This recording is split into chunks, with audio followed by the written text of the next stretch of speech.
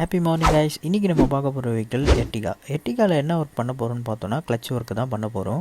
இந்த வண்டியில் கிளச்சோட சிம்டம்ஸ் என்னன்னு பார்த்தோன்னா, கிளச்சு ஃபுல்லாக ரிலீஸ் பண்ணதுக்கப்புறம் தான் வெஹிக்கிள் பார்த்தீங்கன்னா மூவ் ஆகும். இது எதனாலன்னு பார்த்தோன்னா கிளச் பிளேட் வேர் ஆனதுனால தான். கிளச் பிளேட் வேர் ஆயிடுச்சான்னு எப்படி ஃபைண்ட் அவுட் பண்ணுறதுன்னு பார்த்தோன்னா, கிளச் பிளேட்டில் ரெண்டு சைடும் ரிவீட் இருக்கும். அந்த ரிவீட்டுக்குள்ளே கேப்பை வச்சு தான் கிளச் பிளேட்டை எவாலுவேட் பண்ணணும்.